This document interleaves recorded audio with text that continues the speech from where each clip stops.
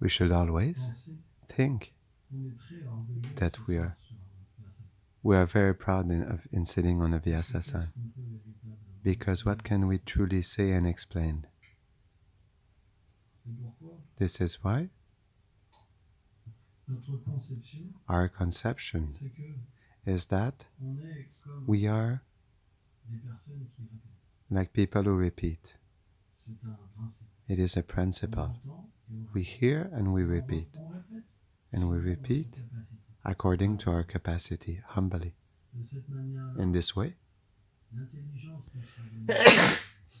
intelligence will be given to us. It is something very important. As soon as we feel qualified, we are just on our own. And a great difficulty will come in us. But as soon as we feel unqualified and empty, so we will be helped, even if we have nothing. It's a principle. Consider yourself to be empty, to be without qualities, without any devotion, without attachments for Krishna, without love, and observe the magic. Krishna will be compassionate towards his devotee. Compassion is the proximity of Krishna. This is his compassion. Krishna's compassion is not to give a good material situation to his devotee and to get him out of his suffering. Krishna's compassion is to give his proximity. You feel he is there, and from there you can obtain him. Everything is obtained. Why will I need more? Srila Prabhupada, in the Nectar of Devotion, in his introduction, of course, he walks on the footsteps of Rupa Goswami, because the Nectar of Devotion is a summary of Bhakti Rasamrita Sindhu for the Westerners, for those who are beginning in devotion. Srila Prabhupada puts in the forefront this aspect that unless we act to please Krishna, we're not really a devotee. We're a mixed devotee. And what is a mixed devotee? He looks for happiness and he wants to escape suffering. When he suffers, he takes shelter of Krishna. And in the search for material happiness, he takes shelter of Krishna. But the devotee does not have this function in him. He exists only for Krishna. We see when we dance. What happens? We dance for Krishna, we are happy. When we dance for Krishna, everything goes away. All our problems go away. The material world, our identity, everything. We dance in ecstasy. There's no problem. This is why we just want to dance. Prabhupada came to give this dancing. Why do you think we're dancing? It's the mercy of Srila Prabhupada. Prabhupada injected this dancing. He said to his disciples, he asked them to dance. They were dancing. Dancing for Krishna is already something very good. To understand after deeper aspects of devotional service is more rare. But just dancing, we feel happy with Prabhupada. We feel happy in the house of Nanda Maharaj and Yashoda Mai. It is so wonderful. It is a unique experience. Just doing that is so wonderful. We would like that to last for eternity. It's so beautiful. And even if we don't find that beautiful at that level, at some point we'll have that experience. One day it will come. One day we'll taste the ecstasy. We'll say, wow, Krishna, Krishna. I just want you, Krishna, Krishna.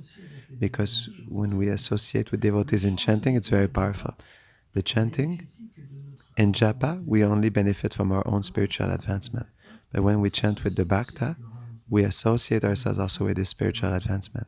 And they take us into his bhakti. That's why it works. If you're just with new devotees chanting, it won't work. They don't have ecstasy. They cannot. Because they don't know what is spontaneity, what is love. It's not possible.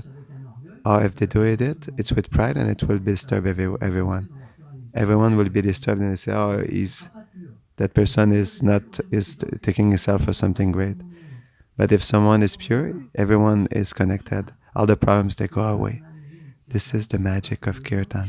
Why? Because the name is chanted purely and the others benefit it. That's why it's important. That's why it's super important to chant together, to dance together. It's very powerful. Haridas Thakur says it's the most powerful singing, chanting, amidst the three chanting. The mental chant, the murmuring chant, and the chant at loud voice is the most powerful. Because those who hear it, they are liberated. It's very powerful. For myself, for example, Sunday I was sad. People come. They come for Brahman. Nanda Maharaj is there. We should be dancing. We should be playing for them. We're there with people who don't understand anything. It's terrible. And they're obliged to sit on a corner because it's not their mood. I was really unhappy. It's not their mood anymore. The deities were forced to hide. And if you make people dance, they become bhaktas. They abandon Brahman, that's true. Mahaprabhu, he will make everyone chant and dance. Even the Mayavadis, they were raising their arms. Everyone was dancing like crazy madmen. This is Mahaprabhu. Mahaprabhu, he takes out the Brahman, just like this, by the dancing. One day Mahaprabhu, he came in the Mayavadi ashram like that, like impersonalists, really proud Mayavadis. They think they are Narayan. They say, I salute you, Narayan. But Mahaprabhu, he was staying a little bit far away, where people, they would wash their feet. And they started to see his radiance, his effulgence. They said, wow, he is the Lord Narayan himself. But it was the humility of Mahaprabhu that he showed it. Although I am the Supreme Lord, the true Supreme Lord, I am humble. You're full of pride, you're minute jivas. Prabhupada was angry. How can a minute jiva can pretend he is God? It's incredible. The illusion is so strong. And people worship them like God, the Supreme Person. So it's a problem. You know what Vishwanath Chakravarti Thakur says about these people? In the next life, what they do become? Stones in the holy dam. At least they have the mercy of being born in the holy dam, but they become stones. That's why be careful when you take a stone with you. Maybe you'll bring a big Mayavadi with you back home.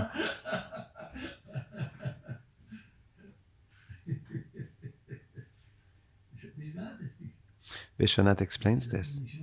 This is the punishment he receives. In fact, Srila Prabhupada explains, they worship Krishna. Krishna says, Bhuktanam Yagata Pasam. Krishna, he explains, he is the master of the sacrifices. All the worship is targeted toward him. Everyone worship him. But he says those who worship the demigods are not so intelligent. But all, they worship him. The problem is that once they attain something, because Krishna gives them the benefit, after they reject Krishna. And then Prabhupada said, then they fall down again. Vishwanath Chakravarti Thakur says that they lose everything after that. They fall down spiritually. Because once we don't have Krishna's shelter, we have nothing. The ladies of Hastinapur, according to Srila Vishwanath Chakravarti Thakur, the supreme authority, because everyone accepts Vishwanath Chakravarti Thakur, Prabhupada, when he was doing his commentaries, he read the commentary of Vishwanath Chakravarti Thakur. He will read different commentaries, then he will do a summary after that. That's how Prabhupada did it. Why did he do like that? He could have done his own commentaries without looking at other commentaries, but it's to show us the example. Vishwanath Chakravarti Thakur, Chaitanya Mahaprabhu, he hated when we did commentaries that were not based on the commentaries of the previous acharyas. You remember this great devotee? Who is he? Oh yes, Vallabhacharya. Vallabhacharya is a great Vaishnava, but he had somehow forgotten the commentary of Sridhar Swami. Mahaprabhu did not want to listen to his commentary. He did not want to. He considered somehow Vallabhacharya like a crow among swans. He was really unhappy. And he really wanted Gadadhar to listen to his commentary. And Gadadhar was so connected to Mahaprabhu. And still he listened to Vallabhacharya. He even authorized him to do a sampradaya. It's very beautiful, the pastimes of the Supreme Lord. Very beautiful. But Chaitanya Mahaprabhu, he said that the one is like an unchaste woman who rejects the shelter of her Prabhu. This is why our goal is not to imagine. Our books must be in accordance with the previous commentaries. Why do we write? Because we're asked, otherwise we could not. It will be pride. And second, it's to adapt it so that people can have a mercy. The order comes from up there, and we execute it as a service. We take nothing, and we just consider ourselves to be ignorant. Anyway, we don't know anything. We're just ignorance. We repeat. And the power will come. The strength will be the same. Because it's the power of the disciplic succession. As soon as we follow the order of the Supreme Lord, so the power is there, whether you want it or not. And when people read, they receive a direct connection with the mercy of Srimati Radharani. It's very powerful. This is why we must read. It's very important. And what do the ladies of Hastinapur glorify? They glorify God, the Supreme Person. And amongst all of Vrindavan, Vrindavan is the greatest land, most famous. Vrindavan is never destroyed. Even after the destruction, and all the holy places, they appear. They are there in Vrindavan. Because this land, it is like the origin of all holy places, holy lands. All the sweetness, all the opulences that exist in Vrindavan. But most of all, this is the place that Srimati Radharani personally cherishes. This is where she can offer the greatest service to Krishna. It is a place that is especially done or for their feelings. This is where their feelings manifest in the most elevated way. And this is where this land has the greatest fragrance. This land has the greatest facility. Because it allows for Radha and Krishna to increase their feelings one for the other. That's why there's no comparison to Vrindavan. Vrindavan is very difficult to see, extremely difficult to see. We need to have a spiritual body to be in Vrindavan. And this spiritual body, it exists simply like a mean that this transcendental world brings happiness to Krishna. The day when we will have a feeling of 100% existing for them, this day will have a spiritual body. Because this desire, when it is 100%, the transcendental body manifests. This is why we train in the temple. Imagine if we come and we don't want to dance. How can we say we exist for them? Because we know Srila Prabhupada taught us that one of the principles of devotional service is to dance in front of the deity. It is a principle. It is a very powerful principle. In the second canto of Srimad Bhagavatam, Krishna teaches to Uddhava the principle of pure devotional service. And he explains that dancing and chanting in front of the deity is a principle that brings to free the living entity from its material condition. It's very powerful. We cannot accomplish everything perfectly, but we can dance. You understand? Look, since we're chanting and dancing, devotees are happy, people want to come, people perceive us differently. True or not? This is why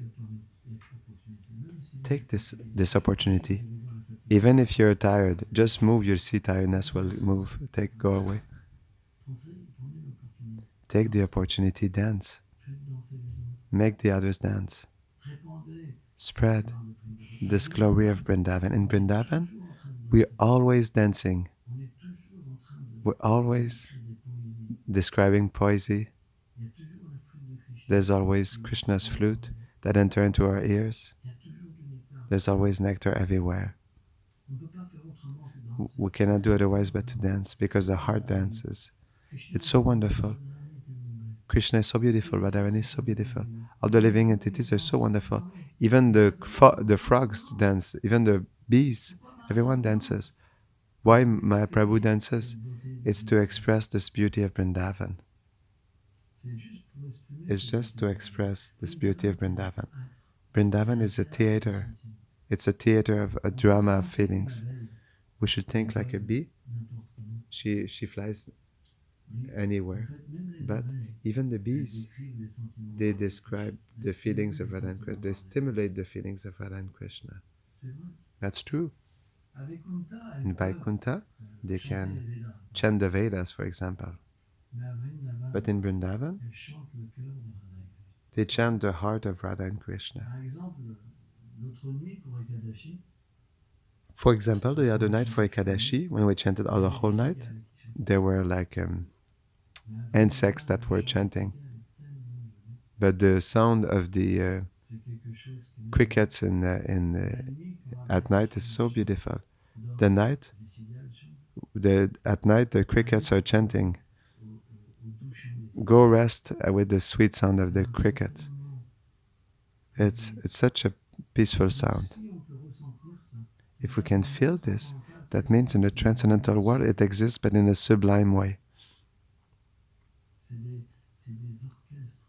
They are orchestras of feelings.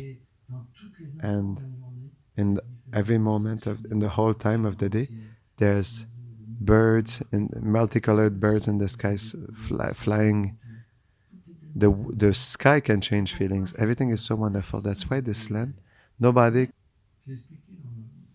It is explained in the Brihad Bhagavatamrita that sometimes it happens that Lakshmi Narayan, when they meditate on Radha and Krishna, it cannot be fully expressed because the land of the Lord and His associates, they manifest according to His own feeling. So the most of this feeling is sweet, the more the expansions of His heart and the Radharani's servants, they manifest, the more their sweetness is great, their beauty is great, and their feeling also is great. That's why nobody can say that Vrindavan is not the greatest land. The proof is that even the personified holy places, they worship Vrindavan.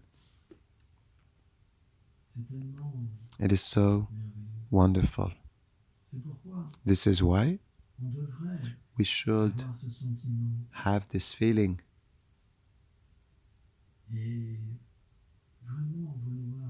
and really want to attain this place. And with feet, just like the lotus, walk on this land that is so wonderful. This land has such power, has such love. So, we should really pray sincerely. And what is really interesting is that the Srimad Bhagavatam prepares us for this meeting. In a verse like this, where we speak about the feelings of the ladies of Hastinapur, it speaks to us. We're just like prepared to meet this land, to glorify this land. The ladies, they glorify the position of the gopis. They glorify the land of Vrindavan, that's true. We just need to chant. Bhaktivinoda Thakur explains, if we chant one name, our form appears. And then we're introduced in Vrindavan. Just two names of Krishna. Can you believe it? It's not easy. Two pure names. You're introduced in Vrindavan. What does pure means? With a desire. With the desire of a child. We let go of everything. You know, when a child, he wants everything, he forgets. There's no remembrance of anything. There's no feeling of power, social position. He runs toward his friend. The pure chanting should be accomplished in this way, with this heart to meet Krishna. Prabhupada was saying, the holy name, it was his friend. It means the experience. Prabhupada, he could go to Vrindavan to chant, because this is an infallible answer to experience. If he says that, that means the holy name reveals itself in its form. But this is what is wonderful in the associates of the Supreme Lord. It's that by meditating on them, by meditating on their beauty, on their gestures, on their mercy, on their mission, on their desires to save the living entities, we can obtain from their heart the simplicity. It's possible. Srila Prabhupada explained, the most important in spiritual life is to practice with pure devotees. It's the most important. Because without this, our practice cannot mature. If we're not with pure devotees, our practice will not mature. Worst, if we're surrounded by materialists, the plant of devotion, it dries up and disappears. Bhaktivinoda Thakur puts a very important point. In the Bhajana Rahasya, he says, shall surrender. We should let go of the material association. And the Vaishnavas, we could say, oh, it's sectarian. Just be with Vaishnavas and forget the materialists.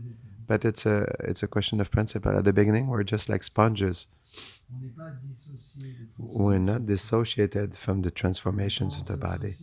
And when we associate with materialistic people, then their qualities enter in us. A materialist, what he wants? Prabhupada says what he wants? What he wants, a materialist? Ladies and money. Women and money.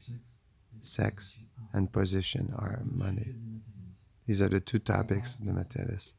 They speak only about this, they think only about this.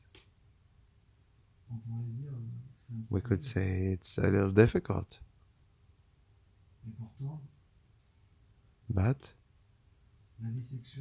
sex life is the engine that makes the world go around. I remember before I was, doing musculation, looking at my biceps. And we're so ugly, but we find ourselves beautiful. The beauty in the material world is miserable. If we'll see the transcendental forms, we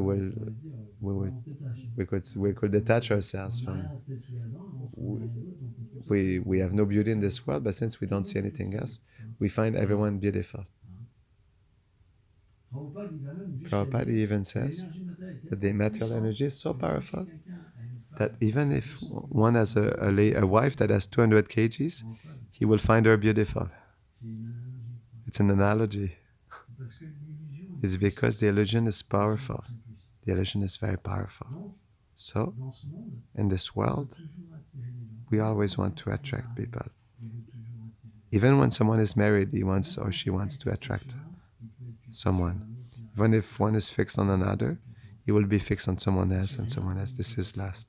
Because nobody can satisfy us. No person can truly satisfy us. That's why there's so much divorce.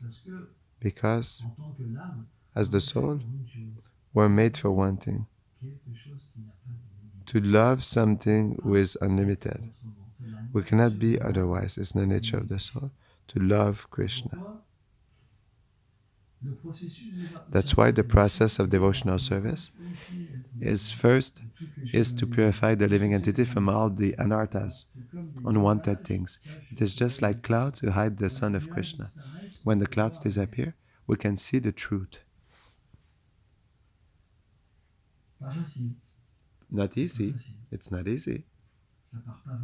It doesn't go easily. Also, there's certain anarthas we're really attached to them. We think it's really our happiness. It's not easy. But although we are attached to it, should we let go of it because it makes us suffer? Because unconsciously, we feel that it's something that is not good for us because we're not happy in this situation. That's why we need to practice. And practice, the Vaishnava, it's not like he rejects society. That person rejects the fact of taking pleasure and rejecting the reality that is Krishna. But as soon as we understand when we can use everything with him, we can engage everything, then it's good to go. We progress. But as soon as you dissociate, we could put Krishna behind you, you say, I'll do my own life. Problems come because there's karma. We take the reactions of our activities because we're not made for this. And automatically we must suffer. That's why Vaidhi Bhakti means what? To learn to use all the things for Krishna's pleasure.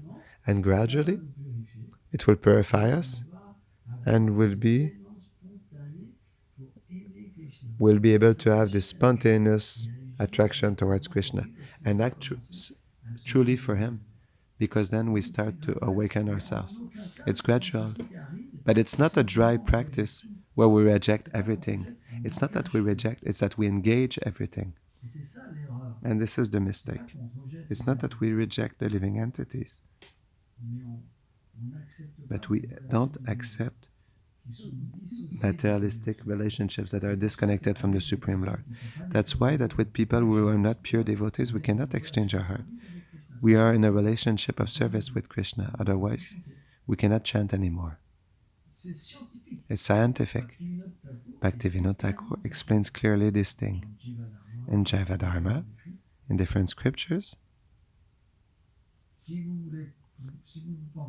If you think yourself to be stronger, you see your weakness. But if you have your state of service towards all living entities, and simply you give your heart to the pure devotee, a Madhyama or Uttama, Bhaktivinoda Thakur explains, not Kanishta, because Kanishta is a materialistic dressed as a Vaishnava, although he is envious. If you reveal your heart to a Kanishta, he will hurt you.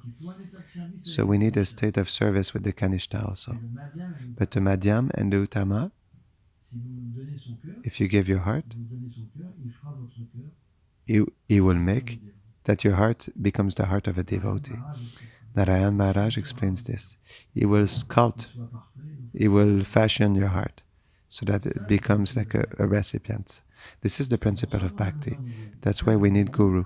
Guru, it is explained, he rejects gradually the anarthas in the heart. But if the disciple thinks he is on the same level as the Guru, then it doesn't work. Nothing happens. It's like you say to Krishna, I am Krishna. I am God also. You understand? Then Krishna hides himself. And then you can really say, I'm God.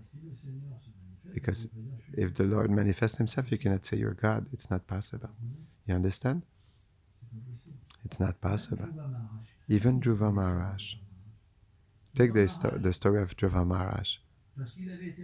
Because he was rejected by his father, he wanted a kingdom even greater than his great-grandfather Brahma. He had a desire at 5 years old, so strong, so rigid. And the Lord sent Narada Muni, and when Narada Muni, he came to the small boy, he tried to inculcate to him devotional service, but that was not possible. So Narada Muni even said, you should play with little children. You're 5 years old. He was so fixed in his goal. Narada Muni still taught him. He gave him the mantra Om Namo Bhagavate Vasudevaya, and he was chanting it and chanting it. But when the Lord came, what happened with Dhruva Maharaj? Dhruva Maharaj was mesmerized. He thought his material desires were completely useless. If you worship the Lord at the beginning with desires, one day the desires will disappear, because the more Krishna will get closer to you, the more your desires will disappear. Worship the Lord at your level, and gradually He will manifest in your heart. Don't stop, never stop chanting. Haridas Thakur said, the chanting is the life and soul of the devotee. That's how the Lord reveals himself in this age. There's no method more efficient than the chanting of the holy name. In the chanting of the holy name, all the angas of bhakti are inside. That's why a devotee never stops chanting. Otherwise, he's not a devotee. Our faith is in the chanting of the holy name. Try to have faith. Try to listen carefully. The holy name. Instead of just having like a really bad chanting every day without asking any questions. We need introspection to progress. That's why we need to study about the chanting of the holy name. Books like Harinam Chintamani, Bhajana Harasya, for example, Shikshastakam. It's really important. And gradually we can progress. But we need to mature, it's important.